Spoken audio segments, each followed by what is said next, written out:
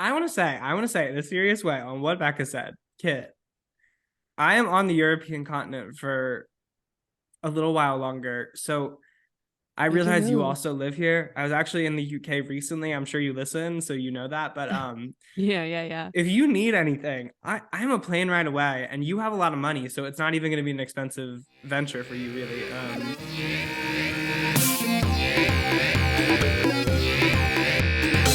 Manic Pixie jump scare. Hosted by Quinn Murphy. and Becca Hobart. Hi, Hi, we're we're Quinn. Quinn. And we're We're Becca. Becca. And welcome to Manic Pixie Jump Scare, a podcast where Becca and I talk openly about our shared delusions Passions and and love love for for each each other. other. um, Guffaw, guffaw, guffaw. guffaw. And Becca was especially showing her love towards me because we just had to do that intro 3 times because I messed up the previous two. Um, and so yeah, NBD, babe. such is the NBD. life of being It's in true. a dynamic duo. Yeah. And so yeah, another week of this show we do. um, Another week. another week. Another week. But yeah. So Becca, full disclosure, Yeah. has not been that long since last we convened. No, it But hasn't. But that's okay. irregardlessly, I want to know what's going on with you. Well, thank you so much for checking in. Uh-huh. Um, well, so really not much. I pretty much have worked every single day ever that's ever existed on the planet. Mm-hmm. Um, some nice things have happened recently, though. One of my coworkers knows me so well. She did gift me a photo set of Britney Spears. Beautiful No, artwork. exactly. No, exactly. No, No, yeah. exactly. Yeah. And so I was like, wow. And this is gorgeous because I have this like plan for the next place I live. I don't know where I'll be living next or where I will be, Mm-hmm. but I really want to focus on elevated wall decor because Yes. as you may be able to see, visual listeners, Mm-hmm. I do love a collage moment on the wall. And Well, guys, I can't even describe to you what Becca's room looked like in her apartment in oh, Pittsburgh.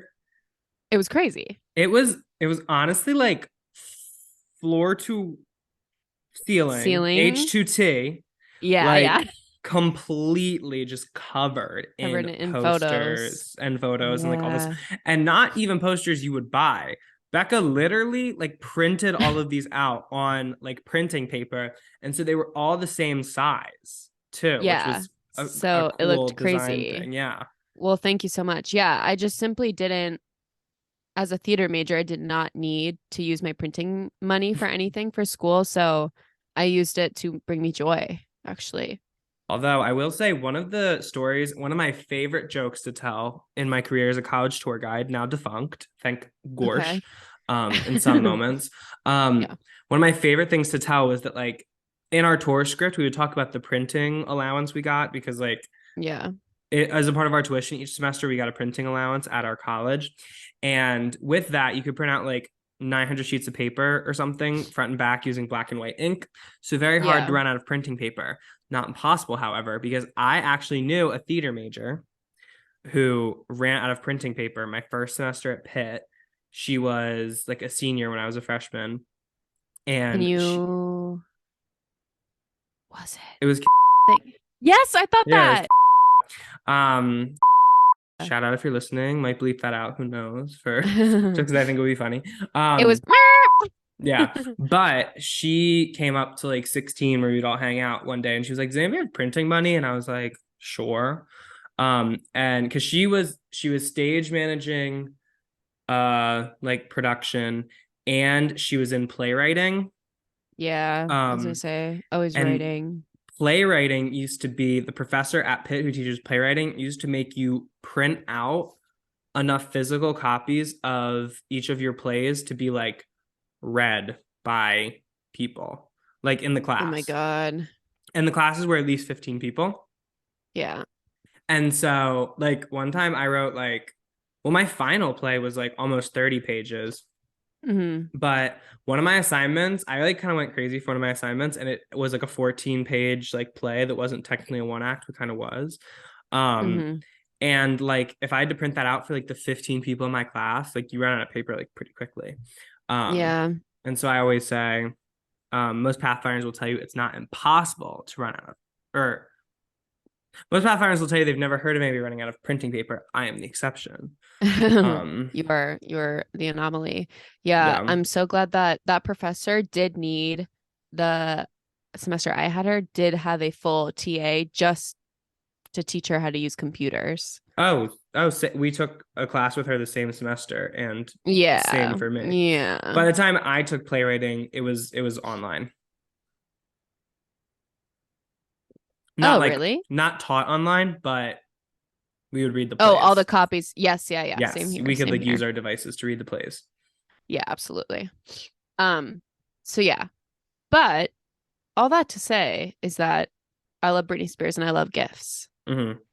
Speaking of, oh, go ahead. No, I actually I'm a big proponent of like I don't love compulsory gift giving.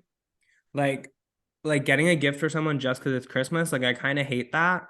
But like Mm-hmm. I'm a big person, if I see something and I like it makes me think of somebody, I'll buy it for them.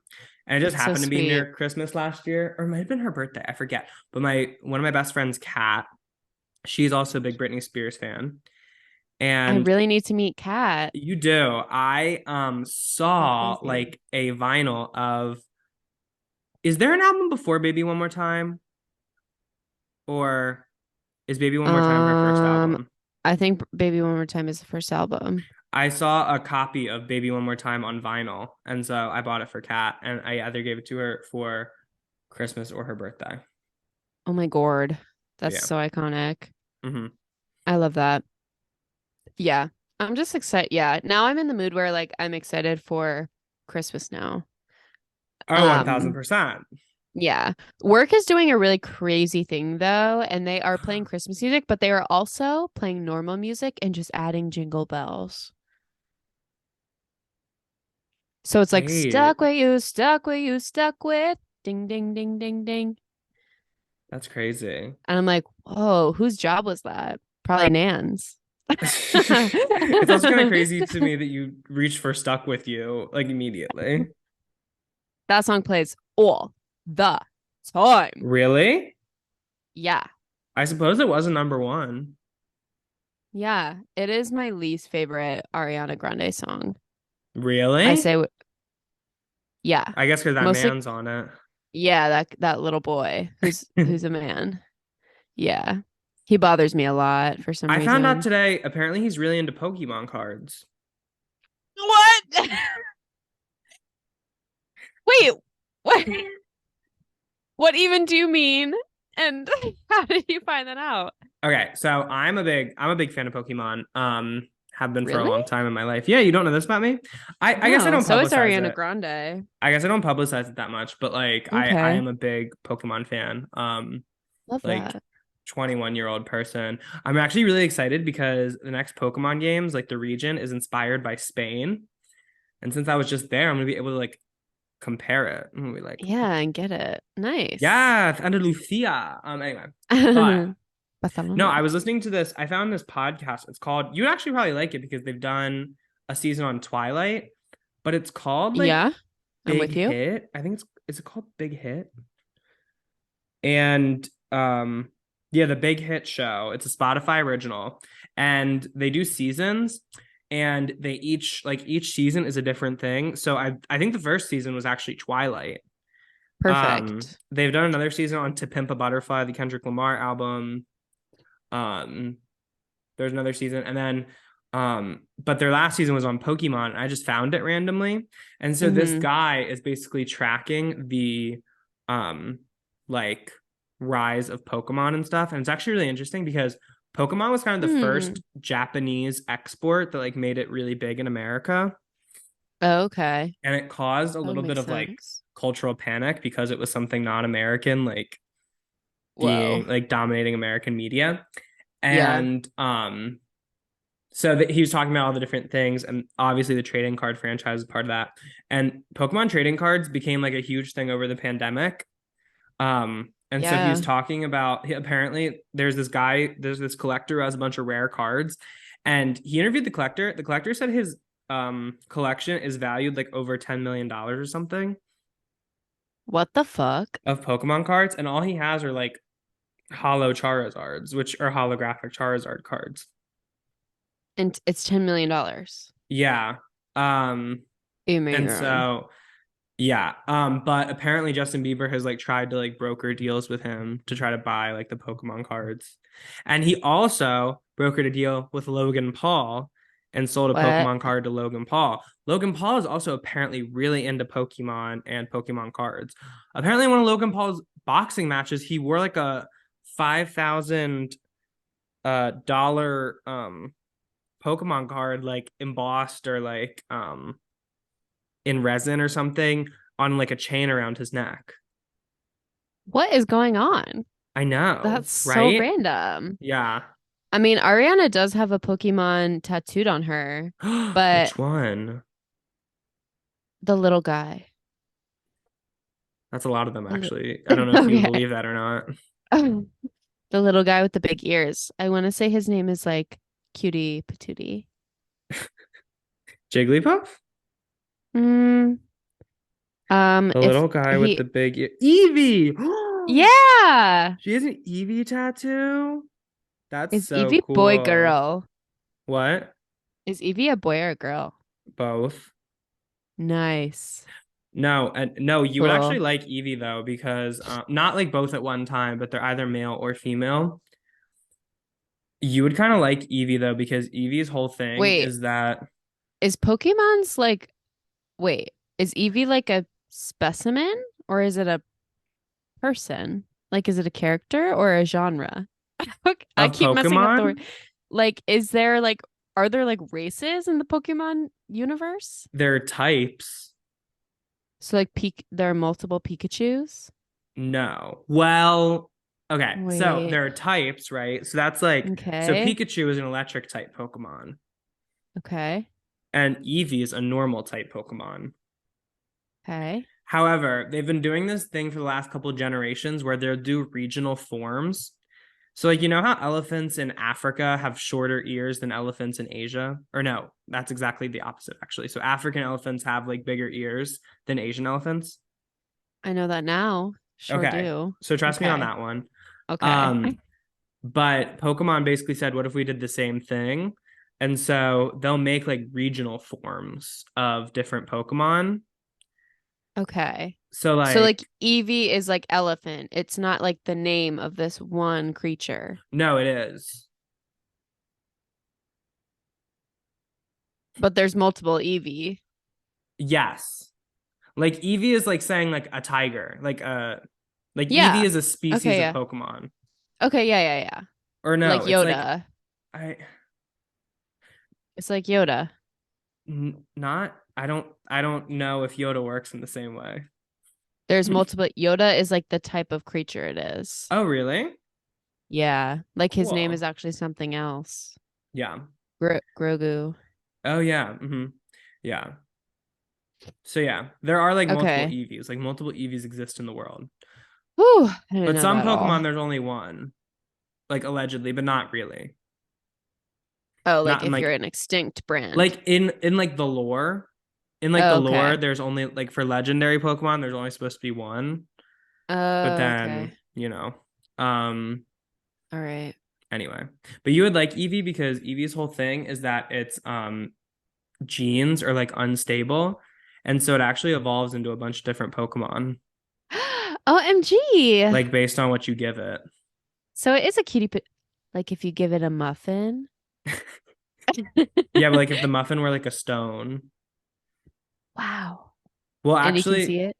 no, actually there was a thing where like because you have to like some of them evolve some of Eevee's forms depend on like your friendship level, like how good of a friends you are with your Eevee. Um, Aw. and so you can like feed it things like through different game mechanics and stuff to like make it more friendly towards you. That's so cute. Yeah. Wow. Aw. Anyway, Well, Justin Bieber. yeah, Justin Bieber sucks. Anyway. Um, yeah, basically that's it with me, I suppose, for now. Cool. Tangents aside. But Quinn, what even the hell even is up with you even? The hell? My God. I'm so glad you asked. Well, I'm out of my Italian era, unfortunately. Whoa. Um, Italy trip yeah, ended. Mike's Italy Mike, trip. shallow grave. I know. Although I have two Italy trips now. I'm not sure if that's something Mike can say. No, he that's why I say he died. Found dead. Um, but yeah, second Italy trip was lovely. We ended Oh, actually in Lake good. Como, which honestly one of the most Okay. beautiful places on the earth. Really? Um, yes, it's this big lake. Something I love about a lake is lake usually denotes like mountains around it. Yeah. I don't quite know like the biometric kind of stuff around that, but like it's just something I find very pleasing. Yeah, it is Um, beautiful. but yeah, the lake was just so beautiful. And then the Alps were literally like Lake Como is on like the Italian Alps. Um, Ooh. and then like it was like kind of cold while we were there, but then like one morning we woke up and there was snow on the Alps. Like the mountaintops were all snowy. It was so cool. Snow on the beach. Yes, literally On the beach. snow on Yeah. the Alps. Hmm. Um, and yeah, Normal, but I fucking also need beautiful. to talk about the fact that I was in Italy while The White Lotus season 2 premiered. About Italy. Yes, Yeah. exactly. You know what's crazy is I, The White Lotus is still a show I have not seen, but in a way I have seen it hmm because I am so on Twitter and I'm so online. Becca, you I would basically love. seen all of what yeah. I just need to get an HBO, basically. That's like my thing at the Do you moment. know like the first season? Like I very much know what happens. I read part of the script for a class once also. Um, Um, but I should cause really just watch it transpire. no, the first season, crazy. I think this season is going to be similarly kind of crazy. Yeah. Um, one of the things I enjoy about the show is that it's class conscious, which will is actually relating to our middle segment today because Becca and I get into that a little bit. Um, she doesn't Oh remember, but yeah. anyway, but Hey, I just did. you just look like you didn't remember. Anyway, um, Because I thought you meant about the Spotify. no. Well, yeah. Oh yeah, you're right. But anyway, um, yeah, it's cool. It's a really good show. I really enjoy it, and the fact that like Italian people are just like, there's nothing like them on Earth, truly. I really need to meet one. Yeah, they'll change your That'd be life. awesome. They'll change your life is the thing. Wow. But as I was Wow. wrapping up family vacation, Mm-hmm. there was a news item that I believe Beck and I should talk about. It actually harkens back to something we talked about in our second episode of the podcast, I believe. OMG. All right. And that was, I don't, I'm not sure how I love using the language of like outing around it, but like Kit Connor, of Heartstopper fame, Mm-hmm. Mm-hmm. my husband who doesn't quite know he's my husband yet, but we're like working on that, guys, Yeah, is yeah, guys. he came out as bisexual after like enduring a lot of like prolonged online harassment like since the TV show premiered basically until Yeah. now, which has been a good like almost 6 months. Oh yeah. Oh Like yeah. speculating on his sexuality and all this stuff. It was kind of it was emboldened a little bit by he shot another movie, or not another movie but a movie Mm-hmm. um that is coming out, and then he was like spotted holding hands with one of his co-stars like not on set, and so seems like they were in a, who knows what the, not for us to speculate on what the Mm-hmm. confines of that relationship are exactly. But even that Yeah. was like that was like a month ago, I want to say. But then suddenly like this all happened. Like there wasn't like a, it didn't feel like there was like a renewed thing, which also made it feel kind of like random in a way. Random. Yeah, I know what you mean. And but yeah, Becca, I just wanted to know kind of your high level thoughts on it as our in-house bisexual. So I think the last time we talked about this, I talked about how high the character was on the bisexual list. Mm-hmm. I think Kit Connor is just gonna take that spot. Yeah, he has to actually. Yeah, he must. It is his legacy in my eyes. And obviously it sucks to be like have to feel like you have to come out. Mm-hmm. Um, but hey, sometimes it's fun to know things. Like in the nicest way possible. Oh my god. um and like now we know that our manifestations like we are on the right track for you, Quinn. Now I know that no, now that I We know that when I call him my baby daddy, I'm like, it's not even a joke anymore. It's just something that and can I'm not happen. kidding. And And I'm I'm not not kidding, kidding guys. anymore. No, exactly. Like, yeah, yeah. Yeah. I'm well, I don't want to say I'm happy, but Welcome to the community, Kit Connor. yeah, yeah, No, and welcome. I want to say in a serious way on what Becca said. Kit, I am on the European continent for a little while longer. So I Make your realize you move. also live here. I was actually in the UK recently. I'm sure you listen, so you know that. But Yeah, yeah, yeah. if you need anything, I'm a plane ride away, and you have a lot of money, so it's not even going to be an expensive venture for you, really. Yeah, And Kit. so I'm sure you're not busy. yeah, I know you're shooting that little show or whatever, but I know you also get off at the end of the day, and so um, you know, I could just be there and be Come supportive on and down. kind of help you through things. If that's something you feel you need. But no, in all seriousness, I Yeah. think yeah, it's obviously uncool that he like felt the need after like kind of not keeping it under cover, but obviously he wanted to be a little bit more like private about things. And I do Right. forget the fact that like it's weird because are you like struggling with the fact that like people in media are like older than you now? Older than me or No, younger than younger than me. you. Younger than you. Yes, I hate that.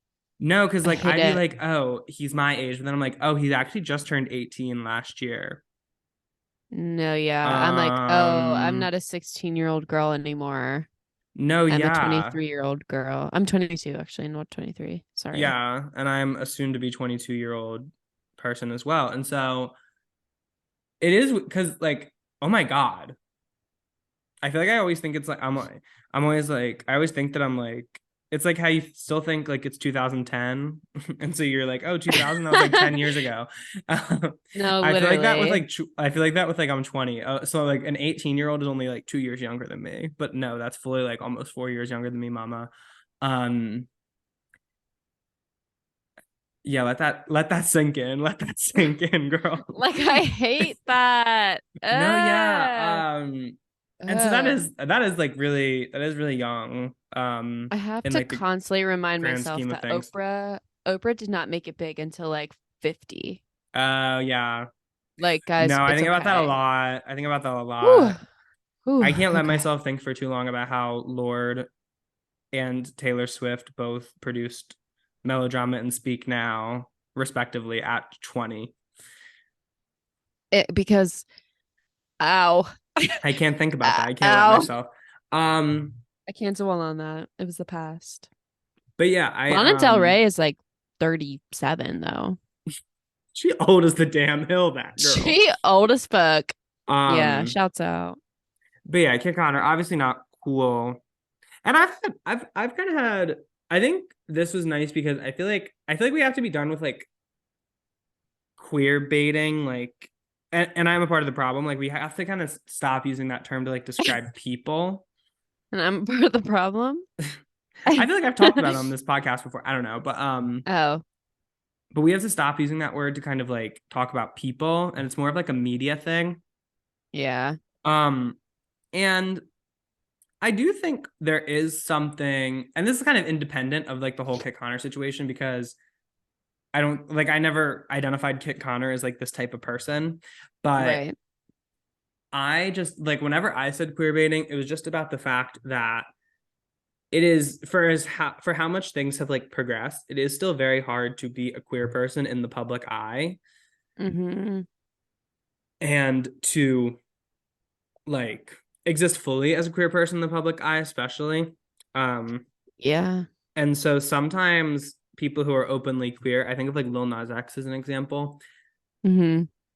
aren't like have a harder time like experiencing some of the material benefits of queerness that are sometimes afforded to like some other people who don't as openly identify as queer, such as like Mm. Harry Styles, like, Mm. I'm just gonna name it Yeah. because Good like I point. feel like Harry Styles is the person people are talking about most when it comes to like the whole issue around like queer baiting. And what Yeah. I'm talking about when I talk about that issue, uh, but yeah, it's always like I never see,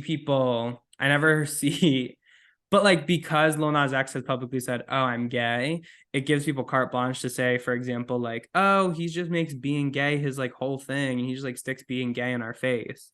Um, Mm-hmm. Whereas like someone like Harry Styles, who's not, open with his sexuality, unlabeled, what have you, Yeah. um, does not face the same like, oh, he's just trying to like rub it in our face, like in the same way. And so Mm-hmm. that's just one of the ways it manifests, but I find it manifesting in a ton of different ways. And so I see why people want to be vigilant of that. But Right. it's also like it's different when it's like a literal like newly minted adult. But yeah, guys, moral of the story, moral of what you could learn from the whole Kit Connor thing.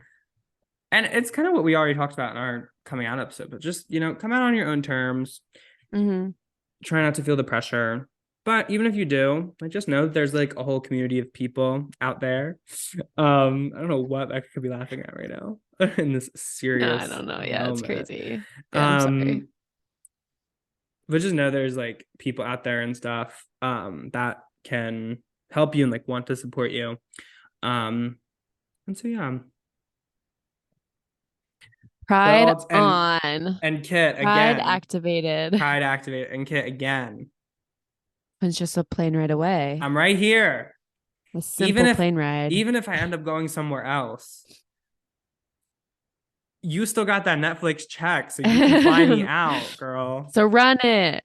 So Run the run it. check. Run the check. Yeah, Netflix literally. cut the check and leave all these bloody. Yep. But yeah. Okay. Okay, let's catch up went in a couple different directions. Some I was not even expecting. So, You could say that. Becker, do you have anything Yeah. else you would like to contribute for Neil?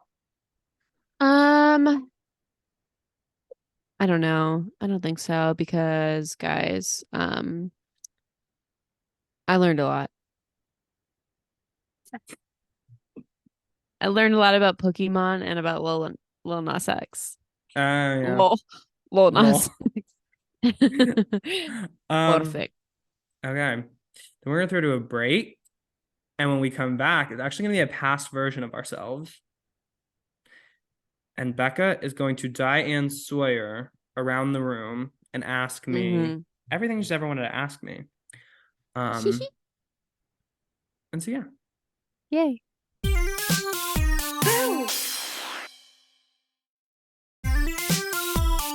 Guys, I'm scared. Should I interview you now? Yeah. Let's do it. I hate waiting. Come on. Come on now. Think about that Come Nicki on Minaj now. thing where she's like, I hate waiting. Come on. Barb, stay in school. Okay. So I'm really excited to ask you things. I feel like I know a lot about you artistically and professionally and stuff like that. Obviously, I will still, a lot of my questions are well, you'll see. Okay. But my first one, I just want to get this one out of the way because it is a big one to start off with. So like you can just tell me if you don't want to answer it or not. But okay. So Sorry, I'm getting nervous. Oh my God. Yeah. Okay. So I'm sorry. I don't know why. I'm just giggling all of a sudden.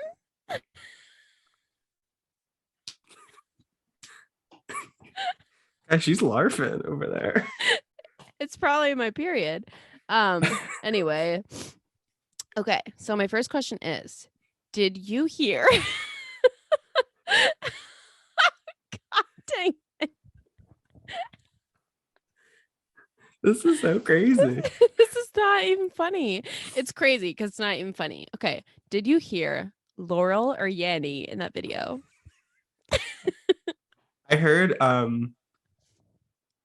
don't know which one I hear now. I heard both of them at different points. You don't specifically think of yourself as like a one or the other girl. No, I think I heard Laurel probably at first. Because Me it's that too. more like I think Laurel's the easier one to Laurel. hear. Laurel. Laurel. Laurel.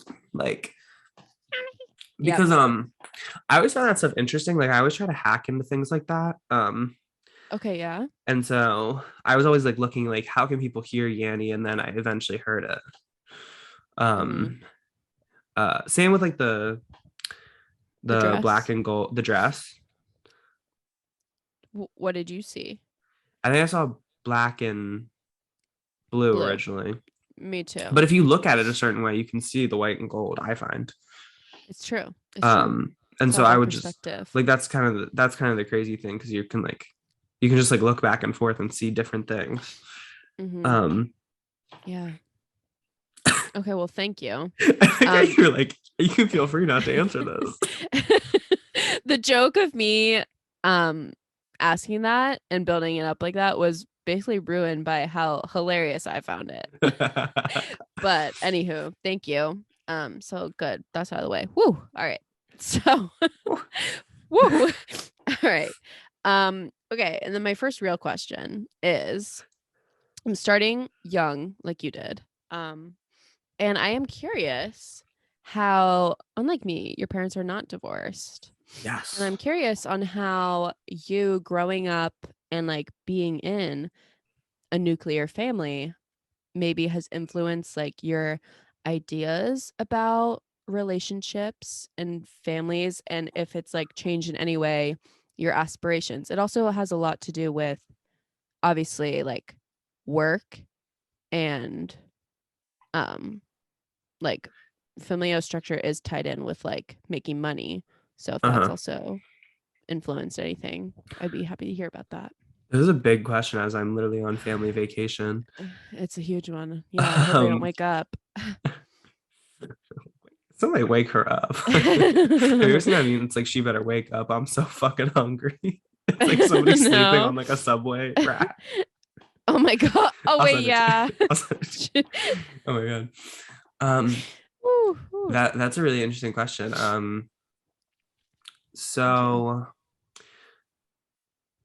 I think the thing about my family is something I'm realizing is that like so my nuclear family is me, my mom, my dad, and my brother. Yeah.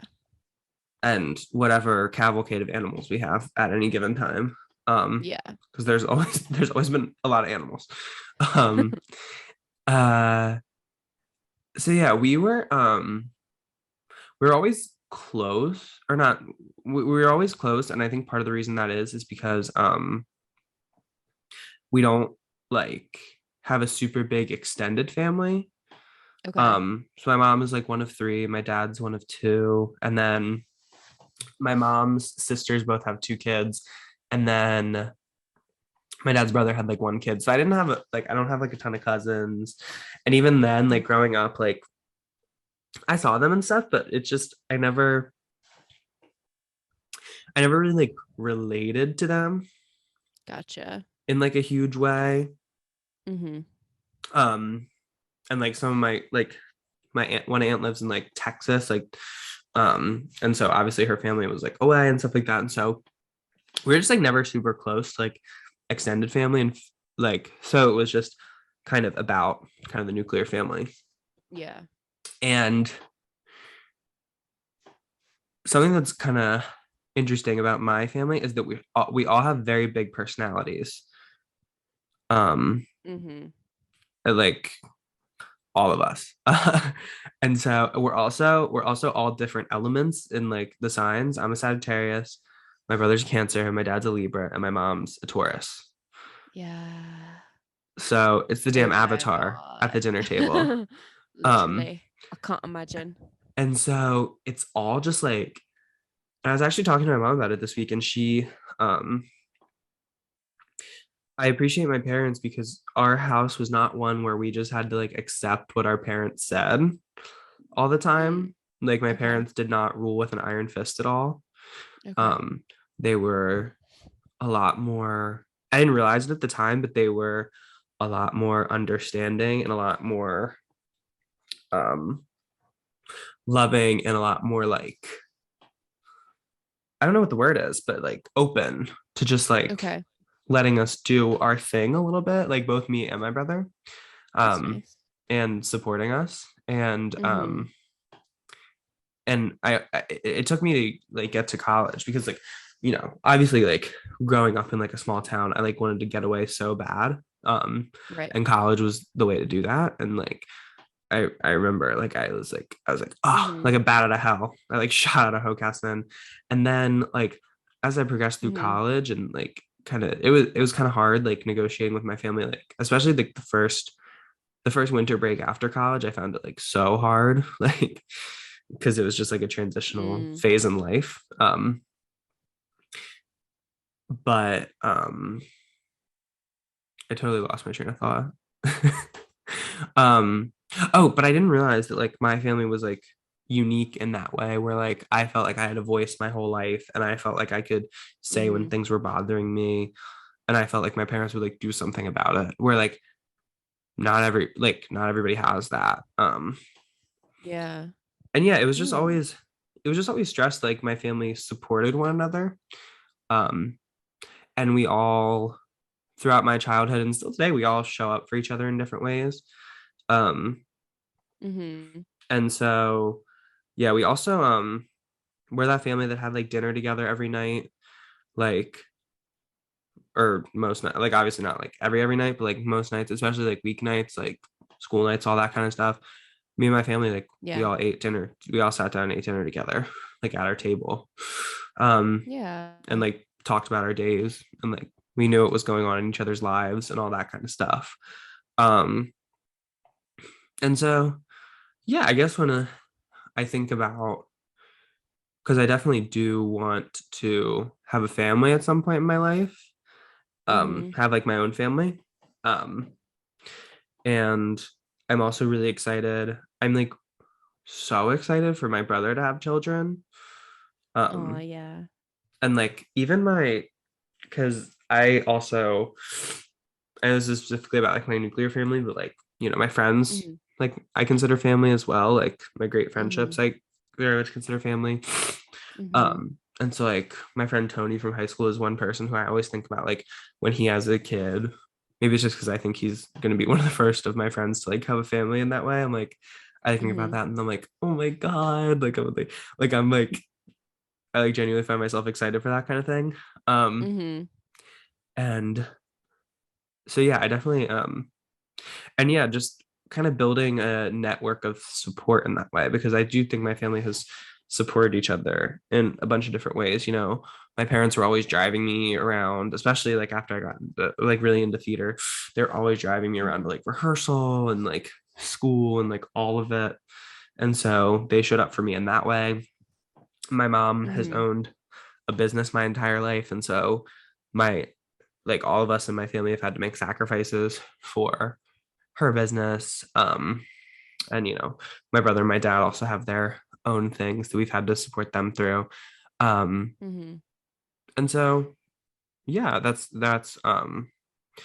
kind of how I look at it. And yeah, it's definitely, I don't know if it kind of affects like my artistic or like creative output. I mean, Mm-hmm. obviously my family is like the inspiration for a lot of the things I make and a lot of the ideas I have.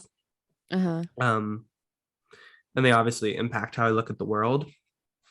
Um, but yeah, but it's definitely made me like want to like continue a family and have my own Yeah. family. And I'm also really interested by the concept of like a legacy.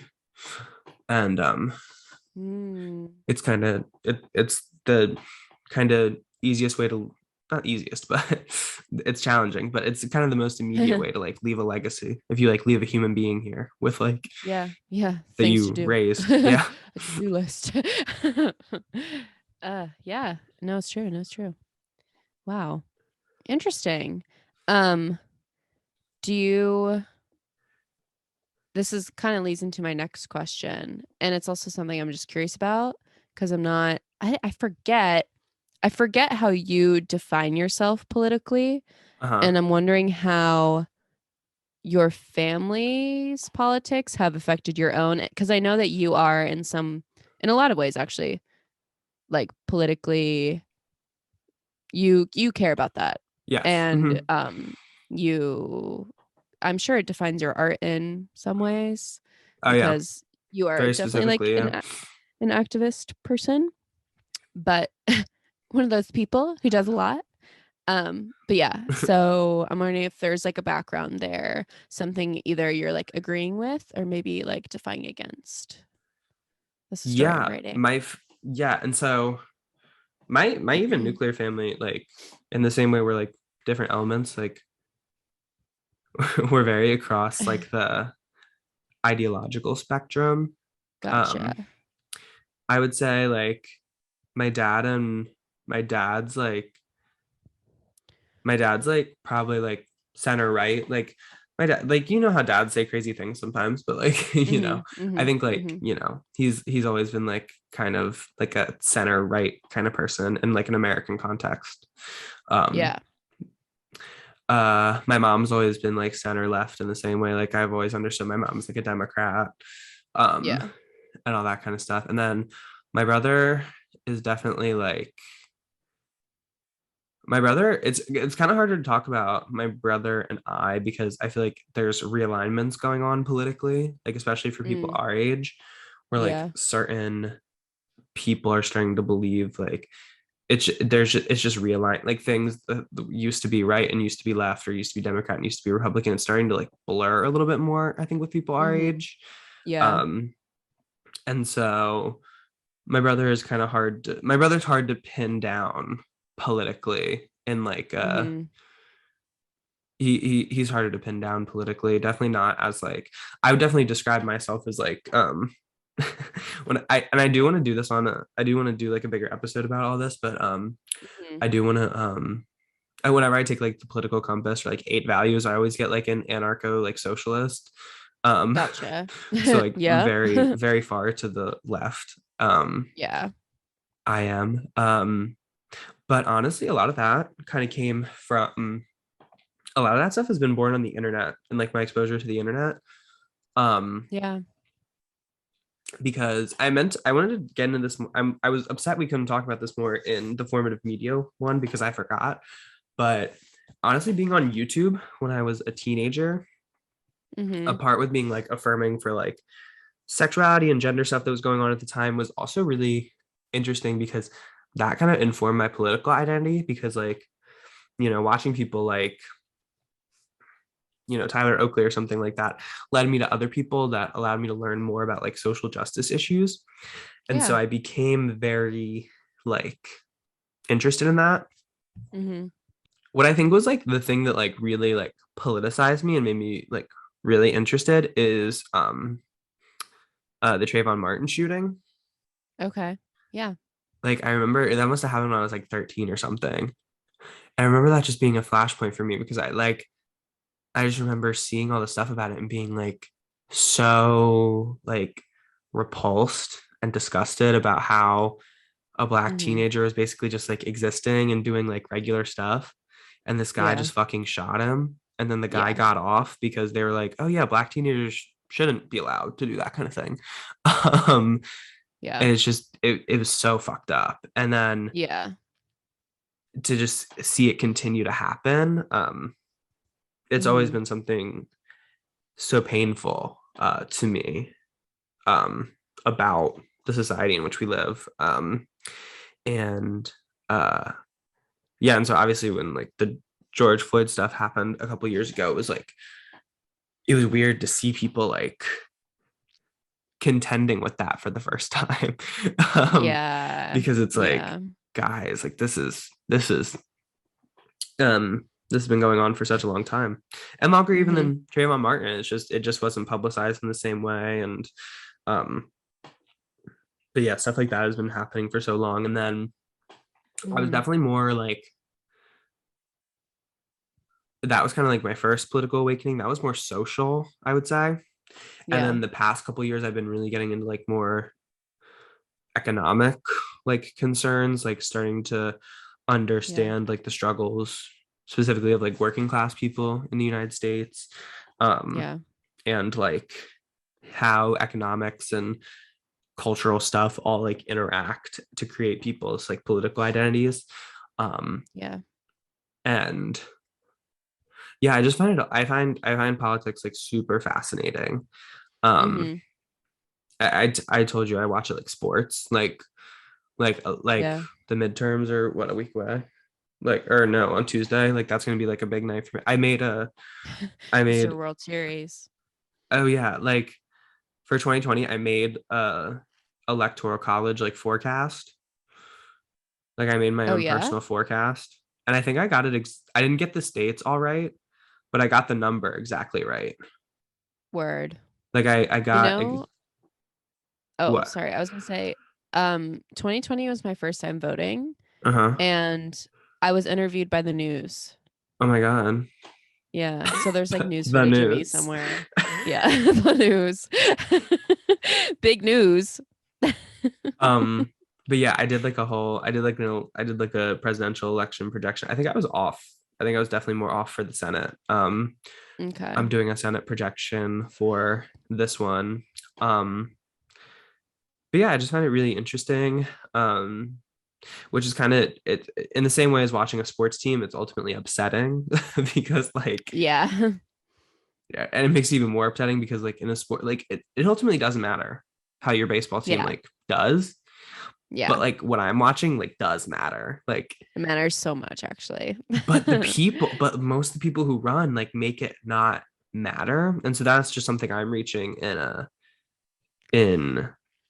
in my own, like it just feels like no one's coming to help in a way. um Yeah. because like I look at our elected leadership and just like nobody's ever doing anything, and the Mm-hmm. people who actually are like can't like Yeah. Can't can't get get a foot through. in. And yeah, it's it's like a whole, I could talk about it for hours, but Mm-hmm.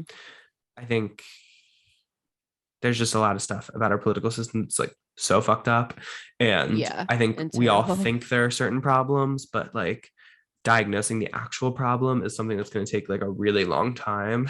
And like Yeah. we're going to have to get, because it's so much more than like, oh, the left wants this and the right wants that. It's like, no, it's like there's just, I honestly think it's like mostly has to do with like neoliberalism, um Mm-hmm. and like Mm-hmm. that whole thing. And I think that's truly what like ruined America. Like the Yeah. neoliberal consensus is kind of the thing that like the things that I like watch this show, and they're like, you always want to look at the things like, instead of the things they disagree on, you want to look at the things that like the right and the left are agreeing on. So like, Fracking. if, like, yeah, environmental stuff like that, tax cuts for like the rich or whatever, like giving Yeah. away to like the banks and Wall Street and all that kind of stuff. Like that's the kind of stuff Mm-hmm. they just agree on all the time. Yeah. Oh, Which, sending military aid to places that are just like completely unchecked. Like you have to look at the uh things that they agree on, and that's often more pernicious than what they disagree on. yeah, Um, and so spooky. So would you define yourself as like just a leftist generally? I get like I get lefted. Like sometimes I don't want to use the term leftist because I'm not like specifically involved in like a working class like politic, and that's how I always view like leftist. Okay. But I guess Hassan isn't either, and he like defines himself as a leftist, but like Yeah. I don't know. So yeah, I always say like on the left, like to the left. Yeah. And like actually on the left, but like even that's like amorphous. Um, Mm-hmm. but yeah, I'm also not super comfortable using a word like socialist or like whatever, like sometimes, but like, I Mm-hmm. ultimately, it's hard because like you can't like, I find you can't like know enough about it. Like, it's hard to Yeah, like, that's especially like fair. identify as a socialist. Like, there's so many different types of socialism and all this kind of like stuff. And Yeah, it's like like you can't just say that to someone because people's perception of it is going to be so different. yes, yeah, yeah, yeah. And you It don't want to like scares a lot scare of people people. away. Like, you don't want to, Exactly. Yeah. And so I don't know. Yeah, all that stuff is like, Dang. It's so crazy. No, yeah. yeah, there's definitely there's like lots of hours we could talk about that, but Uh-huh. um that's kind of what I figured for you, but yeah. But yeah, mostly born online. But I do my ultimate political belief is that like I believe everybody should just be like I believe so much of how all of this happened is like luck. And so like the Mhm. reason I was born in my life is because like I'm like lucky or whatever. Um Yeah. but there's nothing I did that made me like deserve my life more than like someone who's homeless or someone who's, in a worse circumstance. And there's nothing that like Jeff or not Jeff Bezos because he wasn't like born into wealth, but like or Jeff Bezos' kids. Like there's nothing they did that like, Yeah. makes them deserving of that. Yeah, exactly. Of like the wealth they will inherit. Um and Mhm. so I just find that shouldn't be like something that like stays with us throughout our whole lives, right? Like the luck, Yeah. like despite like your like there shouldn't be so much luck involved in how your life goes, if that makes Yes. sense. And that's the place where a state can come in and say, okay, so if we're gonna help you if you're like, or making it so that people aren't even like born like in like an unlucky Into circumstance. poverty. Yes, Yeah. making it so that people can't be like born into poverty or something like that, or Yeah. like that kind of thing. Or and Mhm. if they're like, and then helping if there is something that like we ultimately can't control, like disability or like something like that. Mhm.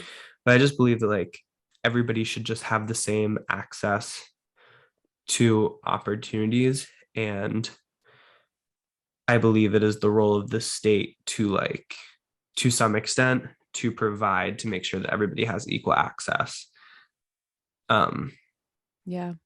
and equal access doesn't always mean like equal services, but Mhm. like setting people up in a way to like make sure that everybody can eventually reach the same thing or like whatever they want to reach. Yeah. Um, but yeah. Lovely. Well, dang. Okay. On to my next question, I suppose. um, I'm like a rambler. I'm gonna have to fix it for interviews. no, you're good. I just realized that I just randomly wrote down my questions, so this is just going to be a weird follow-up.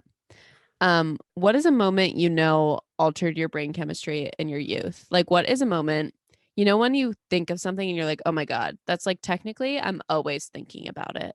Like this memory is at the top of my mind. Like, what is That's something that such just a good shaped you? question. Mm-hmm. And like once you ask it, everything immediately is out of my head. Um, Exactly. No, that's the plan.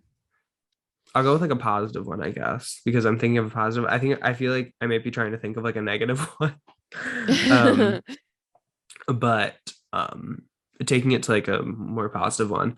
When I saw Hedwig and the Angry Inch, I like on Broadway for the first, not Yeah. well, I only saw it one time, but like when I saw that like story being told for the first time, I'll say, I was Mm-hmm. like, like I was like like it made the world make a little bit more sense to me. Oh, lovely.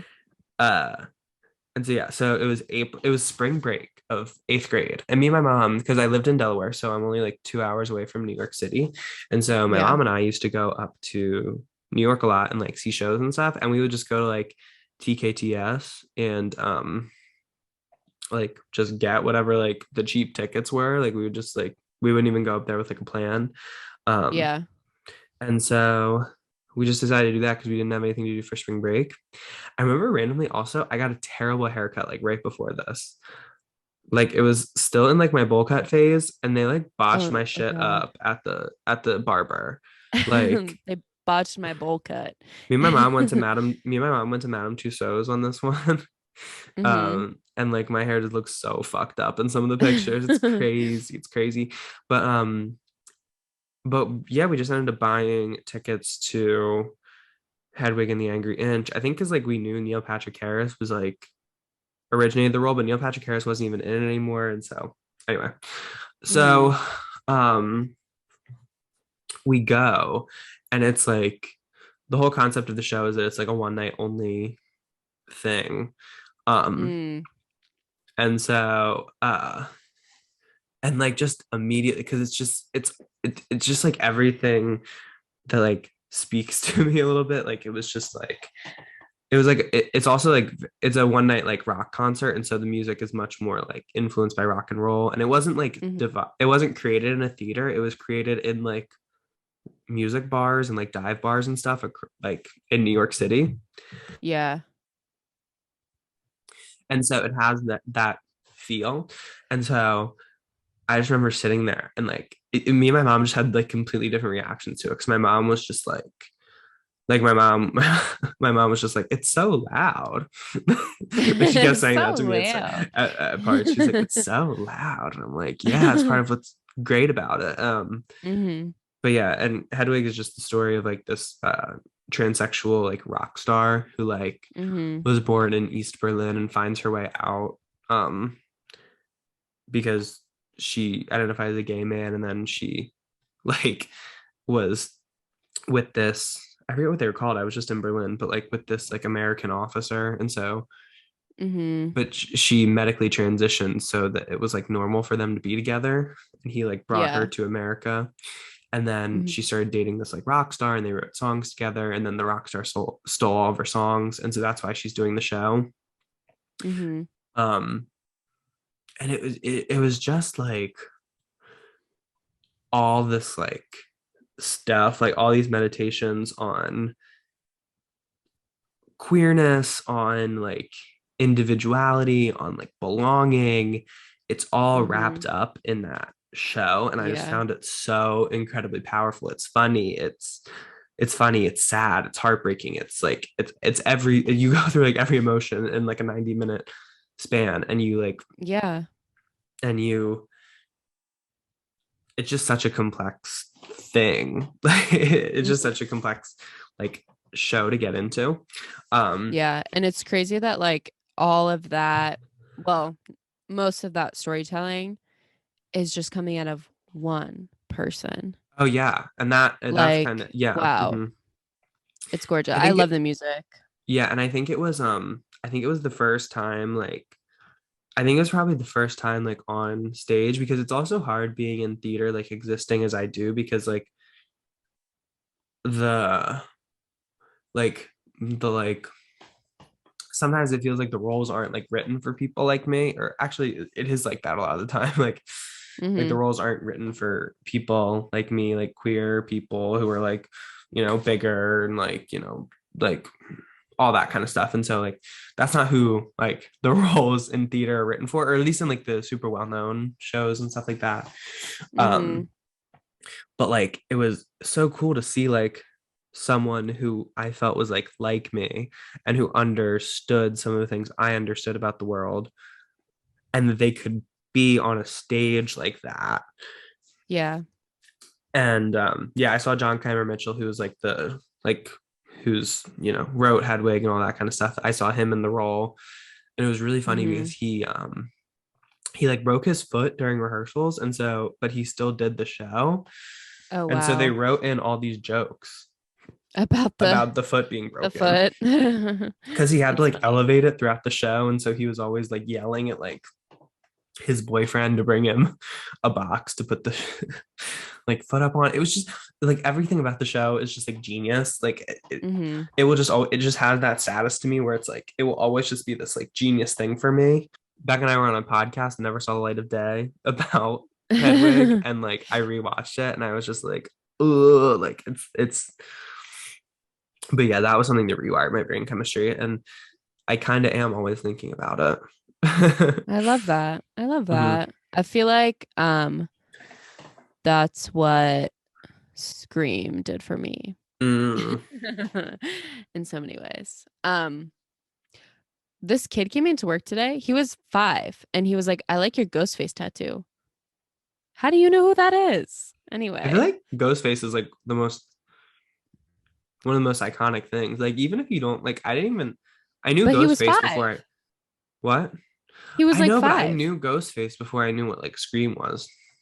Oh, interesting. Because I feel like people just wear the ghost face, like not even as a reference to Scream. That is true. That is true. Good point. Well, Not taking anything away from her. In fact, giving to her because she is so iconic. yes. No, it's true. No, it's true. Um, okay. And then good answer. Good answer. Okay, good. I like need affirmation in my answers because sometimes I just Good, good like I answer. black Good out. answer. I kind of black out when I answer, and I'm like, I'm like, was I clear? Am I saying like what I want to say? I don't know. No, everything's I'm just moving on because it was perfect. Okay, cool. Um, and I have so many questions. Um, okay, my next question is actually interesting because of what our catch up consisted of, but I did want to know when when do you feel the most beautiful? Oh my God, that's crazy. Yeah. Um, it's an interesting thing. I think probably, I think probably when I'm like doing something that I feel like only I can do, Okay. like more broadly, and then more specifically, what I thought about is like probably when I'm like telling a joke or like performing, Yeah. like I definitely feel it then Mm-hmm. because yeah, I definitely feel it then because I feel like that's I'm putting my stamp on something or I'm doing Yeah. something that only I can do. Like to Mm-hmm. use my humor to make people in my life laugh. Like that's something that's something only I can do really. Yeah, it's true. And so or like a performance in the same way like I like there's a way I will perform a role that nobody else can do ultimately in the same way Yeah. that like everybody can, but you know, Mm-hmm. again, that kind of delusion of grandeur that I feel I Mm-hmm. have, like, you know, Yeah. there's something special about me that nobody else has. And It's it's just a fact at this point. it's just a I'm fact. Not a I'm joke, thinking just a of fact. just the fact. I'm thinking of your etudes right now, actually, Oh, um, as something specific and beautiful and abstract. yeah, I felt cool as fuck doing those. Good. Especially when everybody was like, I was like recounting that to Corey, and I was like, I like I knew that, like after I had done mine, I was like, oh, the energy like shifted. The room has Like I changed remember seeing everybody, and they were like, everybody was just like looking at me, and I was like, because what? we wish we were you. And Cool. so, but yeah, or even like when I was in college, even in like class, because Yeah. I'm a very intellectual person, Yeah. and has its pros and cons, but I love it, and I love thinking about things. I'm truly always thinking. Um, Always thinking, having and thoughts. I find that sometimes like I'm sometimes scared of how fast my mind works. Me too. Of you. Yeah. Like sometimes I'll be thinking about something for like 2 seconds and I'll reach this conclusion about it and I'll be like, oh. And then I'll be like, oh my God. I step back and I have to be like, oh my God, how did I do Like that that? How did I do that just too. now? Crazy. How did I get from there to there so quickly? Um, No, you have like beyond just like quick wit. You do have like quick, like I can't even think of a word other than like smartness. Quick yeah, smarts. I feel, yeah, I am Quickness. like for how dumb I feel sometimes, I am like uniquely intelligent in a way and like Hmm. in like the least like in the least like braggadocious way possible. It's just like just realistically. And like sometimes it's a great thing to have, and sometimes it's a not so great thing to have. Right. But like when I would say something in class and like my professor would be like, "Ugh," like something like I would make my professors like freak out, especially because Right. like I could also talk about intellectual rigor in college, like plummeting. And so sometimes I feel Mm-hmm. like my professors are really like looking for something. I feel like I was always that person who would try to like give them something. To give it. Um, and not like not artificially because I always had thoughts on things. I don't, Mm-hmm. yeah. Um, but yeah, I guess that's when I feel most beautiful.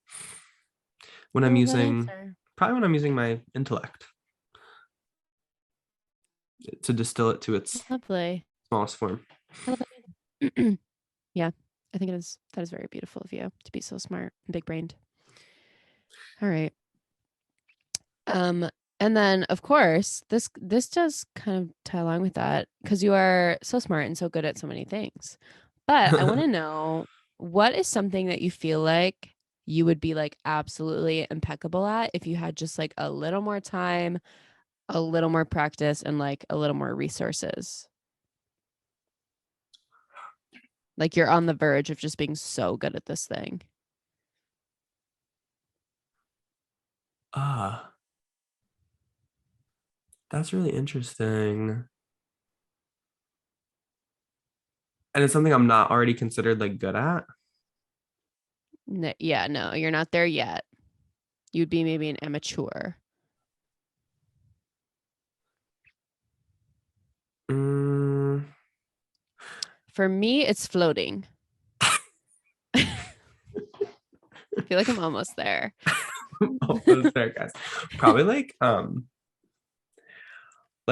probably I could see myself unlocking like a new age kind of like religiosity or like spirituality. Yeah. Okay. Because sometimes like with yoga and stuff, I wasn't originally thinking yoga teacher, but then I went a little further with it once you said floating. Mm-hmm. Um, Mm-hmm. because yoga teacher feels a little bit too achievable for what I feel like you're looking for. Um, and so Okay. I feel like no, I think you're like now that I'm like thinking about it, I feel like I'm like on the verge of like opening my mind to like a new like universe almost sometimes. I Like see it for you. Yeah, I especially do. when I was like really like this summer when I was in like when I was really like in my yoga and meditation, like I felt like I was in like a good flow with it where I was like doing it every day Right. and stuff. Mm-hmm. There were a couple times. I don't know if it was the heat in my apartment and like, doing yoga and shit, but like there were a couple times like this year I've experienced visions. Like I've for Oh like my God. for like the Hell first time yeah. for the first time in my life I've experienced visions. Like Tell I'll me, like tell me a little bit about those. they happen usually during yoga. Okay. Um like I remember one time it was like yoga and like I think it does come a little bit with like feeling like physically like not quite exhausted but like worked out a little bit, which is like what yoga is. It's union, and so like it's Mm-hmm. yoga, the asana, which is like what we think of as yoga, like the movement was Mm-hmm. created as a way to prep the body for meditation. And Mm-hmm. so um I remember the first time I experienced a vision. I like was doing this flow and I got to mountain pose, which basically mountain, you're just standing. Like It's mountain true. pose is just you're standing there. Um, Yeah. I put a little more thrust on it when I'm like practicing, of course, but Mm-hmm. and I just like I was breathing and I had a strong vision. I was standing on top of like a mountain, and so I could Whoa. see like a plane in front of me, and the plane had three different sections, and it was representative of the different ways my life could go, or not the ways my life could go, but like the decisions I felt like I was presented with at that point. Whoa. So like one of them was to travel, the other was to move to New York and like get started on like something like that. The third was to stay in like Pittsburgh and be near like my friends and stuff. And like in that moment, I saw like all of it at once. And like obviously I was like leaning towards like the travel destination. And I remember like I like journeyed through them. Or not, Whoa. no, not like all of them kind of quickly, but like I didn't journey through them, but like seeing like everything that was gonna happen a little bit, Mm-hmm. I chose like the travel path. Quinn, this is crazy. Yeah. I'm feeling a little bit like when the moms tweet about how their daughter gave them like some crazy piece of life wisdom. My 3-year-old walked out and said, uh, "Mom, you need to be nice to people. You don't know what they're going through." Um, like that's so perfect and so lovely, and that's crazy. Yeah. And so now I've had that vision again. Um, I had it like once or twice more, like the With same new vision. decisions, What? with new like decisions and No, with the same possibilities. decisions. Oh, and you always choose the travel. Yeah, just as a way to like I haven't done yoga in a while, so I haven't been able to access it in the same way. Okay. Um, and so but yeah, that was kind of helpful to me in that process. But yeah, so I experienced stuff like that. And so like I feel like if I truly like like maybe if instead of like traveling, I like went away to like a monastery or something, like or Yeah, like no, like if you dedicated yourself, you could be a cult leader. oh And that unfortunately, I would be a follower. I don't know if I would be a cult. I don't know if I would be a cult leader. Maybe I could be a cult leader. Okay. I could be really high I up in think the you could. administration of a cult. I'm really afraid Mm, I have cult follower tendencies. really? Yeah. Like I could kind of see myself. Well, I guess I don't know. I I could don't see see you as myself a going either follower. way. I could see myself going either way a little bit. But that's a I Libra flip flop. moon. I That's a flip Libra flop. moon. That's one The of the hard things scales. about being No, that really is what the scales are about. and that's one of the hard things about being a Libra moon while being so intellectual is because I'm so of two minds and so nuanced about everything that, to the point where I almost can't make decisions. Crazy. Yeah, Libra's so bad about that. And I'm indecisive because I'm a Sagittarius. So like, yeah. Mm-hmm. Oh my God. Wow. Okay. Well, good to know. I like that answer. Good answer. Good Mhm. answer. Um, that's that's cool. And then I have this other question where, and again, it's kind of going off of that. I am curious to know if you weren't like being an artist, if you weren't who you were, what would you like be doing, do you think? Definitely something in Is politics. Yeah. Yeah, I Whoa. definitely think Okay. something in yeah, like maybe like a staffer or something for working for like a representative or like, you know, somebody who wants to like work on campaigns. Um Oh wow. my Okay. my good friend who I dated in high school did a lot of stuff like that. Mm-hmm. And so he was always really involved in that. And they actually did a lot of like canvassing, and that's not my tea, I don't think. Yeah. Like going to No. people like knocking on doors, that is not me, girl. Like I'm Yeah. just not like I don't like doing all that. But I think Not built for that. and I definitely think um like if I was like I could see myself going down the path of like being like a presidential like campaign manager and or like Wow. working in like high level strategy for like campaigns and stuff like that. That's And like fascinating. yeah, because I'm kind of obsessed with like the spin, like and like Mm-hmm. I think it would obviously be really stressful, but I think it would also be really fun to like be presented an issue and like figure out how to solve it really quickly. Like Yeah. especially in today's age where Whoa. people are getting canceled like left and right, like it would be You would stressful. eat that up. It would be stressful, but wouldn't it also be kind of fun to figure out how to like when Jill How to Biden slay. like compares like the Latino community in America to like a taco, like isn't it kind of fun to like obviously terrible she said that, but isn't it kind of fun to Yeah. figure out how to fix it? Like An impossible task, but somehow. It can be done. No, yeah. Yeah. I love But like that. figuring out something Mm-hmm.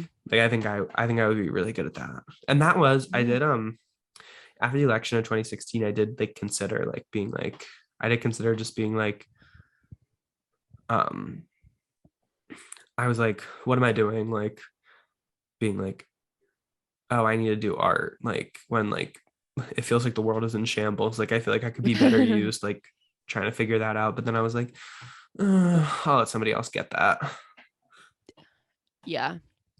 I definitely did experience that as well a little bit, but yeah, It's it's something I'm because definitely like kind of open to crazy. though. It's not like the thing I like want to do. Like I don't want to be Hmm. like a it would be something like if I ever did go into like government or anything like that or like anything like that, I would want to do it like after I did something else.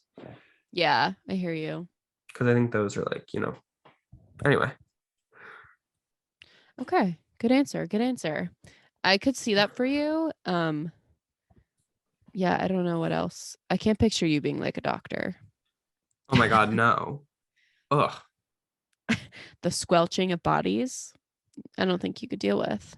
No, anything like I would have to do something like yeah, I couldn't do something like as hard skill as that. Like same as like engineer, like no. Yeah, Even a therapist, I don't think I would be like too fond of. a therapist, I would get way too involved.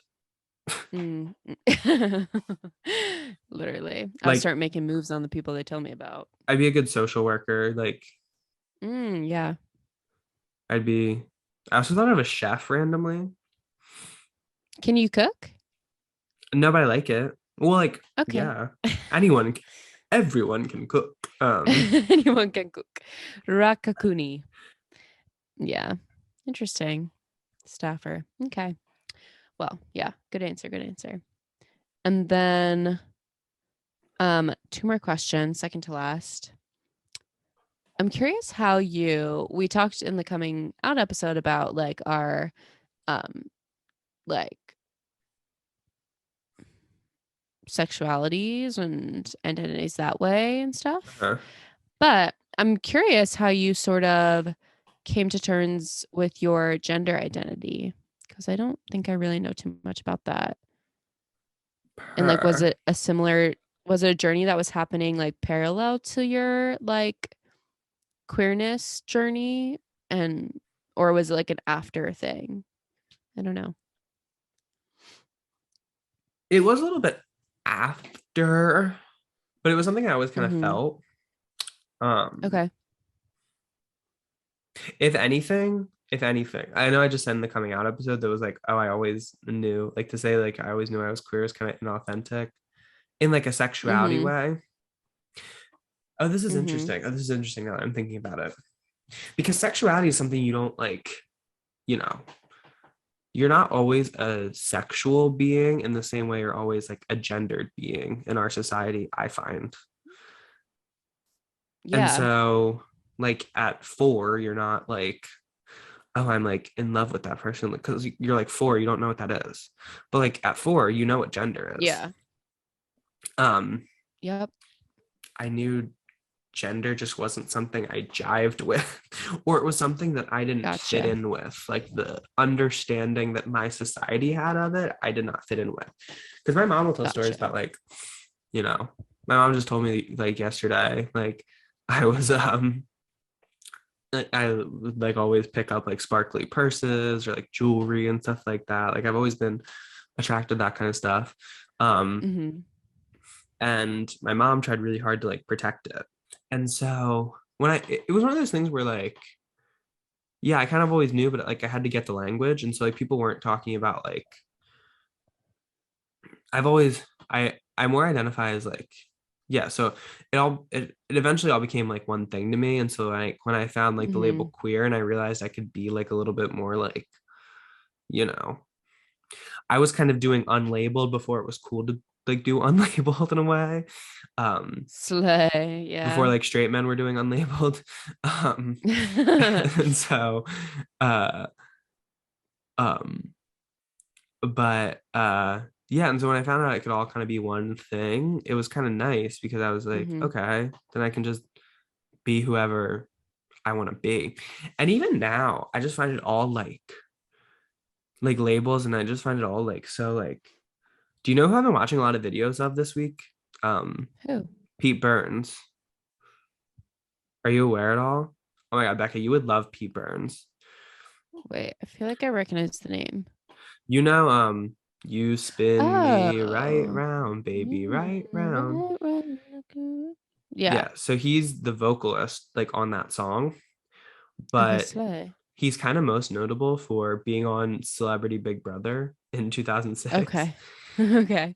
And he was like this guy who like lived his life like or like that era of his life he like lived as like a woman basically, or not like as a woman, but like Mm-hmm. in like feminine appearance. So like he would do his makeup, he would wear like wigs. Gotcha. He got like all this like facial work done Uh-huh. to like make him look, but he didn't identify as like trans. He would say he was like a man, and he was married to a woman for a really long time, and then he married a man, and then but he's like true, but Mm. he was like identify as a man, like he didn't identify like with anything. And it was so like I don't think he even identified like his sexuality really. um Okay. but it was just it's so interesting because like that's a person who kind of has the same understanding as me but just uses a different word to express it, and obviously Yeah. physically represents it in a different way. um Right. and so yeah, and it was kind of nice because even like the whole, because it felt like it didn't feel like it had to be a whole other thing, because it felt like Mm-hmm. the cat was out of the bag already. Gotcha. And Yeah. so it was like I can just do whatever the fuck I want now. Like everybody knows. Mm-hmm. Like Yeah. who cares at this point? Like because you're Yeah. already like you're already like not rebelling, but you're already like doing the thing. And so why not just Against the like grain. Yeah. you know? Go So I for kind of it. felt I kind of felt it was like all one thing. And so I never like Gotcha. it was never something I felt the need to like. And even I find people experience it all super differently. Like that's one of the things about um like queerness specifically as it relates to like transness, um Mm-hmm. when it comes to like gender and stuff. Everybody Right. experiences it very differently in a way that like, because I feel like it is I feel like it's the language component which makes me say that, because like I think specifically with like pronouns and like the conversations we're having around pronouns and stuff, like to Mm-hmm. me I really don't give a fuck about like what pronouns people use Okay. to just like to describe me. Gotcha. Like when I say I use like he or they pronouns, like people will be like, oh well, do you like prefer he or that? Because like some people, and like sometimes I'll see like infographics on the internet being like, oh, like when somebody has like he they pronouns, you should like switch up like being like they he, and I'm like to me that stuff doesn't really Mm-hmm. matter. Like Gotcha. if it's like important to somebody else who I'm like talking to, Mm-hmm. 1000% like cool, Yeah. like By all respect people means. that way. But to me personally, like I've never cared about like that kind of thing. The only Gotcha. thing I do get kind of uncomfortable with is when people are like, oh, man up, or like something like that. Oh yeah. No, no, no, no, no. I don't like all that. Don't do that. Don't Yeah. put that on. Don't put all that on me. Grow a Um, pussy, bro. exactly. Anyway. Um, but forget your balls and grow a pair of tits, as Lily Allen once said. Um, that's such a good song. Anyway. Um, Genius. and oh my God, that would have been a really good song for the playlist of your life. Probably. Hard Out Here by Lily Allen. Um, Any Lily Allen, I think, but hey. um, and so yeah, so I don't know. It kind of just it was kind of always there. I got the language for it, and then I Yeah. was like, okay, per. But Lovely. it's kind of one of those things. It is interesting because I never had like a formal coming out process with it, and so Right. sometimes it's like weird, but it's also not something I'm like hiding either. And so Gotcha. I don't know. Is what it is. It is what it is. Yeah, for sure. Well, I'm glad you live comfortably in that. Sounds Yeah. like Yeah, and good. it is definitely hard it's hard sometimes because it's like, you know, everything's so gendered that when you feel like outside of it a little Outside of bit, yeah. you're like, ooh, like, Yeah. Have you ever been in like an uncomfortable where you didn't feel like you could express it's like how you feel towards your gender? yeah, I've actually experienced a lot when I was younger because I was friends with so many girls. It was Okay. like our society is still like so gendered in the way we create social relationships Yeah. because like it was weird because it was like I would hang out with girls, but I wasn't one of the girls. Right. Like there was always something that intrinsically like linked them more to each other than it was to me. And so I always felt kind of on the outside still. And so it created this Right. weird thing where it was like, I know this isn't specifically like genderqueer thing, like a lot of like gay men feel this, but it's like, you know, it creates this thing where like even in the people who like accept you, you still feel on the outside a little bit. Cause like, you know, I like couldn't Mm. go over, I couldn't like sleep over at my friends who were girls' house, like because it was like Right. inappropriate for some reason, you know. Yeah. Like that was Mm. one way I felt like kind of ostracized by it. Yeah. Um, and so yeah. Do you think that that's like affected how, I don't know, like do you carry some of that still, especially with like female friendships? Yeah, and I find it because I find it still happens. Like even like, you know, Yeah. you're still kind of like or maybe like I still feel that way when I'm in like a group of women a little bit, you know. Mm-hmm. Um like I've definitely because like Becca and I were in a friend group where I was basically the only like assigned male at birth person in there Yeah. and I felt that way at points. And Mm-hmm. it's not something I get like upset with like individuals about because I know it's not like nobody's trying to be like malicious ever with it. Yeah. Mm-hmm. It's just kind of like how it is. I don't know if it's like I don't know if it's like you said like if it's something I carry because maybe I'm creating the problem for myself. I don't Mm. know. I don't know what the whole thing is, but yeah. Sometimes it's Interesting. hard in that way. Well, you can sleep over at my house Oh anytime. my god. We need to have a sleepover. No, I That know. would We've be a good never had a sleepover. episode. That would be the arguably the perfect episode. That would be the best episode if we did a little sleepover app. Okay, tease, tease. I do want to definitely come to Delaware. I am inviting myself to your house. I hope you Oh don't my god, mind. I invited you to your house to my house Oh, I last do recall year, actually. and then Yeah, you but then I got got the vaccine. you said, "Oof, I'm gonna laugh when I'm dead." Ugh, it hurts. Okay. Good answer. Good answer. Good answer. Good answer. And then my last question is because, of course, at the end of the day, I do need to make everything about me. My last question is Bury my mom. what I do need to make everything about me. She said that exact sentence so many times to me. Really? Love her. Yeah. I will be emailing her about this then. But what is one quality of mine that you would like to possess? Oh my God, Becca, you're so cool. You're so cool. Like you're so, and I think it's like, I think you have like a je ne sais quoi, like, like a, Okay. like you have like a, I don't even know what it is. You just have a quality about you. Like you're just, I so admire that like you feel like you're like laid back a little bit more. Like you give off that Oh, wow. you're laid back a little bit Mm, and just like cool and like you could just roll with the punches a little bit. Where I feel like not that I'm not that person, but I just feel like I don't present as that person.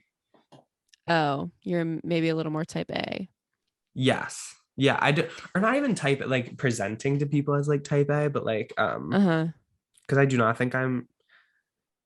I don't think I'm like type A really, but Okay, gotcha. I don't know. I don't know how to describe it even in you. You're just like cool. And I wish I had a little bit more of Well, that thank you. like cool I do factor. think you're very cool, Like I but I could just appreciate like that. play it cool. Maybe we're just cool in different Well, ways. I think so, maybe. I feel like I Someone did ask me if I was from California actually at work, a that's a good way to customer, describe because it. yeah, because they said that I had like a chill voice. We're very West Coast, East Okay, Coast. very much so. I meant Yeah, to be out but there. Mhm. yeah. So I feel like there's always just Surfing. this like, yeah, you're just like a little bit more like laid back and chill in a way that I wish I could like exude a little bit more. But Love I don't know that. if it's the truth of who I am, so I don't know if I'll ever. I think that's And why that's we're so, okay. it's okay. Yeah, we compliment each other. Ah, well, Yeah. Quinn, Oh my God. that was so I lovely. think our attempted earnestness kind of worked. Whoa. I hope you Whoa. guys were moved. I hope you cried. Yeah. Whoa. That without a body thought it but implode off my brain. You know, for the antidote. Oh no, Oh you my. don't. Oh my Whoa. goodness. Okay. Yeah. So, Oh my goodness. oh, we didn't do this for the last one, but we're gonna throw it a little break. Oh shoot. We're gonna throw a little break. And then we'll be back.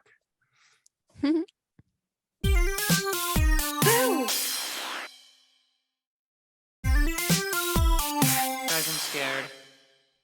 Yikes!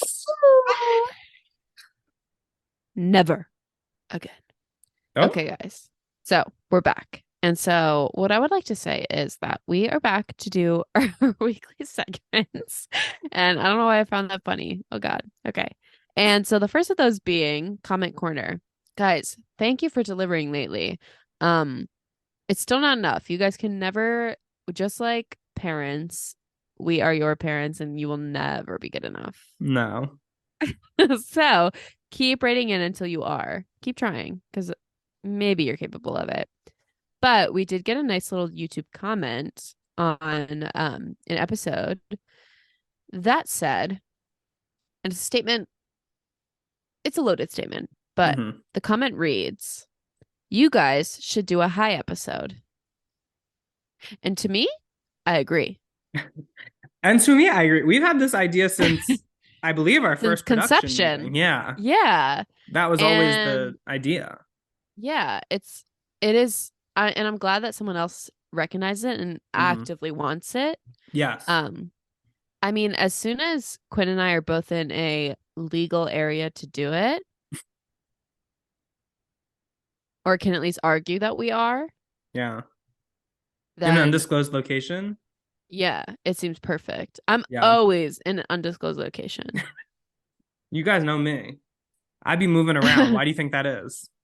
Like, who the hell even owns that curtain behind Quinn right now? Girl, wouldn't I That's like to know? undisclosed. Sorry, that's undisclosed. Listen to the next Um, episode if you want to hear about this curtain. Anyway. oh, whoa. Deep tease. Okay. But yeah. Um, I'm like scared for a high episode actually. That's gonna be like a it's gonna be It's like a gonna whole suck thing. to edit. I feel like we need like I feel like that might be when we need like a little producing entity in the room. Oh, like someone to keep us on a short leash. Yeah, somebody to keep us on track a little bit. Yeah. Yeah. Um, but yeah, guys, Good that's definitely idea. coming. So look Yeah. forward to Well, it. thank you. We could And also, thank do you. you think maybe they meant like physically high, like high up, Ooh, nice. I like have at a high? roofs I'm available to. Oh my God, what? When MPJ eventually gets like optioned and we're like a big Yeah, podcast that goes on tour, of we'll probably course. have a stop in like Denver or something. Yeah. Mile High Mile City High. vibes. Or maybe Yeah. even better, Cuzco, Peru. I hear that's also a very high city. Like in the Um, hand. We do a podcast from the hand. You know that statue that has a hand all the way up in the sky and there's stairs on the arm and then you can just sit no. in the hand. Oh my God. It seems terrifying, actually. I'll bite the hand that feeds me. Um, Nice. yeah. Perfect. Thank you guys for commenting. Keep commenting. We love to say it. Yeah. Stay strong. And then of course we have to do our next segments, which is The jump scare of the week. So this is anything that left Quinn and I afraid, frightful, full of fear, frightened. Mm-hmm. Um, anything spook magook, basically. And so, Quinn, what the hell was that for you this week? Let me tell you. So I was at dinner on family vacation. We were at this dinner. We were in a little like lake town in the off season. It was a damn struggle to find dinner every night. There was only like one place that was open, and everything would close like by Oh, like nothing was open past 10 basically. And so it was hard to find a place to go to dinner, but we found this place to go to dinner. And we were going there. First of all, they weren't even going to seat us for some reason. And then somebody in our group like talked to them and they were able to get us a table. And so we're just enjoying dinner. We're like, we've all had our appetizers at this point, the wine's flowing. And someone comes up to our table who is not on the wait staff and is like, oh, oh, excuse me. And they like say a bunch of stuff, but I'm like not keyed in by this point. And I'm like, what? And uh-huh. they're like, oh, my friends and I like can't hear each other, like over like your conversation, basically. Oh, And he was asking us to like quiet down. at a restaurant. Yes. That's the most bizarre thing ever. I know, right? And everybody was like shocked. Like we were like, what? Like we're we're at a place where people like talk, like we pay to like talk almost. Like we pay to like sit Yeah. down and talk to people. Yeah. Um and so oh my God. And it was really bad because he should not have done it then because then we had half a dinner to stew. And be Like, pissed off about yes, that. we had half a dinner to stew, get pissed off, do all this stuff. Be louder. And so my mom was like begging, like all of us at the table were like, oh, I'm gonna say something, I'm gonna say something. And my mom was like begging us, like, guys, please don't, please don't, please don't. And Yeah. then so they were speaking German at the table, like where this Hmm. man came from. And Okay. so first thought is that they're German. Second thought, however, maybe Swiss. Oh, Because they do speak German yeah. there and it is closer to Italy. Anyway. Yeah. It's the Alps after all. So I was thinking because also I'm getting pissed. And I'm not even wanting to do this, but I was like, what can I say? Like I was like, how can I like be a little shady, but also like not like be like like I was gonna do all Yeah. that. So when I was in like Cuca, actually, we went to this German winery and I learned the Hmm. phrase Zoomvol, which is like a German like wine drinking thing. Okay. And so as I passed their table, I was just like, Zoomvol. What's that mean though? It's like just like cheers, like the equivalent of like cheers. Oh, But okay. I was like, you're gonna shush my table. I'm gonna kill you with kindness. Cheers, bitch. Now, did my brother end up flipping the German off? Yeah, actually he did. Yeah, okay. And then other people in our party similarly expressed our disdain. It was a little bit of a Okay. scene. Oh boy. Yeah. Anyway, but don't fuck with the so let that be a lesson to everyone. Do not fuck with the Murphys if you see us out, even if we're being incredibly loud. I don't understand Also, though. Just be like, me and my friends can't hear each other. Just be louder then. project, girl. Sing out, Yeah. Louise. Um, That's also, true. not to not to generalize, but to generalize, we were in southern Italy, like, or not southern Italy, but we were in like southern Europe. Famously, people speak very loudly.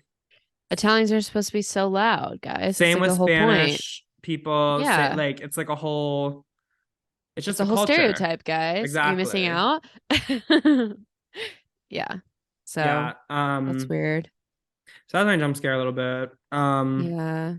If you're in a public space, and it wasn't even that we were like it would have been one thing if we were like, oh, like if we were like fucked up and like drunk and like causing a scene, like that would have been one Hmm. thing. But we're literally just like having a conversation, like being happy with each other.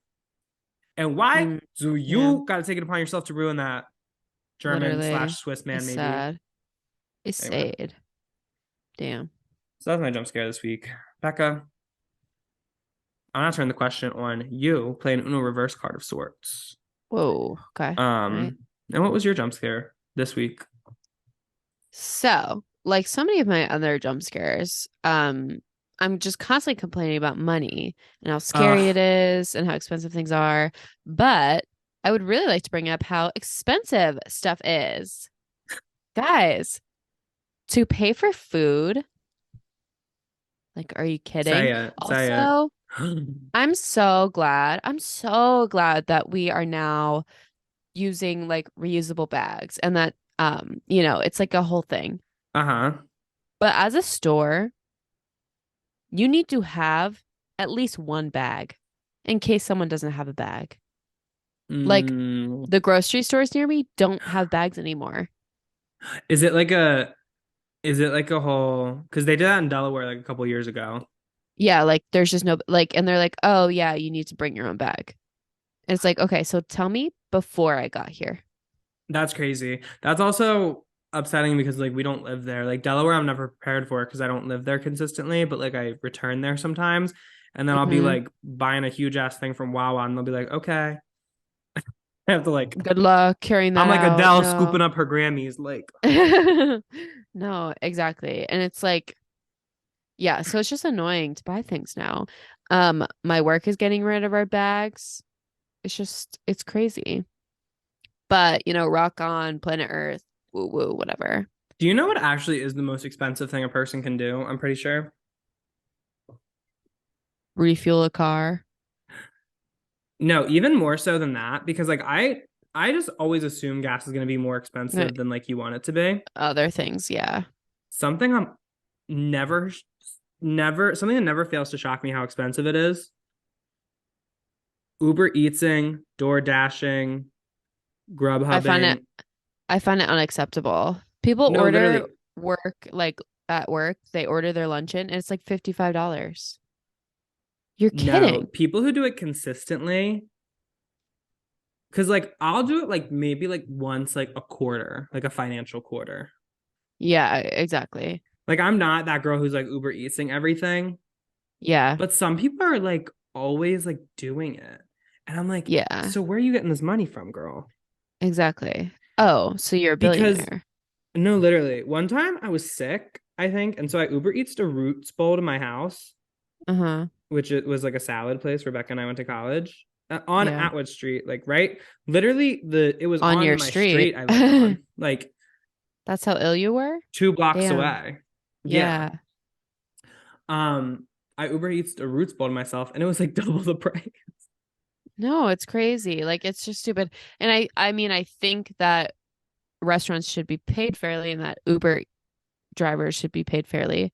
But guys, we have to draw the line somewhere. Yeah, it's crazy. Like But all the yeah, fees and stuff. I can't. yeah. Well, I Spooky. think a lot of people agree with you, Becca, and we'll see that in tomorrow's midterm results, Well, or a couple yeah. days Thank you midterm so results. much. But yeah. Who's to say? Yeah. Uh, Um, but then that leads us into the positive, actually, because we mhm. always try and leave on a good note. So this is our manic pixie moment of the week. Anything that made Quinn and I joyful, happy, the opposite of frightened. So, Quinn, what was that for you this week? My manic pixie moment was honestly just enjoying a night in. Oh, There's something so powerful about that. that's so true. So your family left and now you're alone again? Yes. Okay. And And it was I relaxing. do love my family, but Yeah. something about my family is that we thrive when we all have our own space. Yeah. Like you guys just heard the interview, so I talked about all my family having big personalities, and so like my family does like to spend time together, but I believe that for my family to function properly, we also need to have separate spaces. Yeah, that makes Um, sense. and I also just know for me internally, having my own space so important to me. That's something that my Yeah. little journey around the world has really swept me. But anyway, Aw. um, but just like enjoying a night, slowing down for a little bit, Hmm. enjoying a program. Yeah. There's nothing like it, especially because I've just been like go, go, go for like 2 months now. Yeah. And there's, in a way, like there's never been in like my whole life, there's like this pressure about like being like every moment I need to be doing something. And like when I'm starting to learn to like balance and negotiate a little bit more. Mm-hmm. And so it was honestly just so nice last night to sit on the couch in my Airbnb and enjoy the White Lotus season premiere Oh, slay. and watch an episode of Abbott Elementary. Yeah. Like nothing better than that, actually. Two great programs. Literally. And so yeah, guys, try a night in, try a little self-care night. Even if you're like a extroverted, like crazy person, because I do view myself that way a little bit. But I also enjoy a little, you know, if you have to turn A up, break. you have to be turned down at some point so you can conserve your energy for when you want to turn up. So true. And that's So what I have to say true. on that. It's all about But Becca, balance. Yeah. what was your manic pixie moment this week? I would love to know, actually. Oh, thank you. Okay. So it had been a while since I've like laughed so hard, excluding like this podcast recording and all of the recordings I do with you, where I'm on the verge of peeing.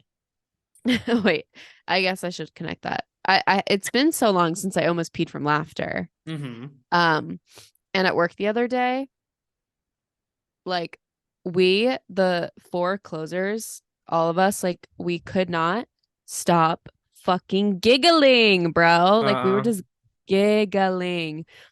What really got me is that one of my coworkers said that one time when it was really busy, instead of saying from her register, I can take the next guest, she yelled, "Can I have your phone number?" like so just imagine waiting in line and instead of being like next, just saying someone, "Can I have your phone number?"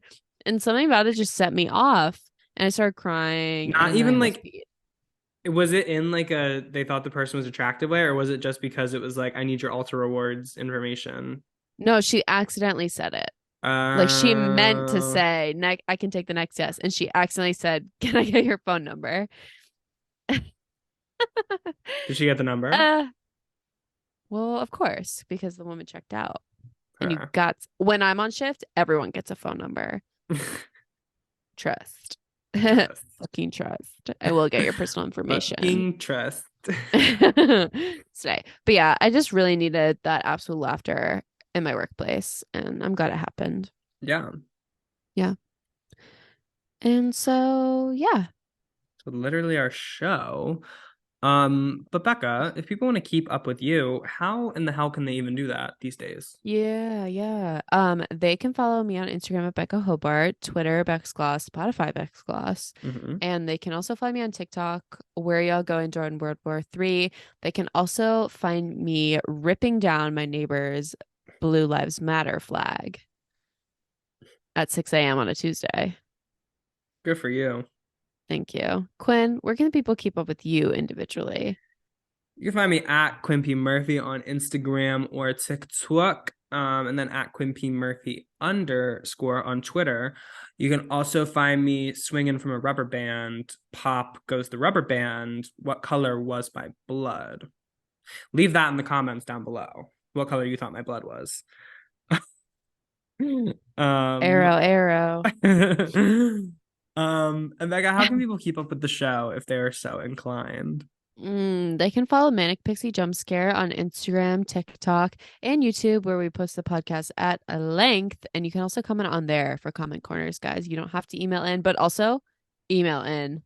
Come on, manicpixiejumpscare@gmail.com. Mm-hmm. And then, yeah, you'll probably live happily after that. Yeah, ever I have after to guess. even. Yeah. Some would say. But we're Quinn. And And we're Becca. And thank you for listening.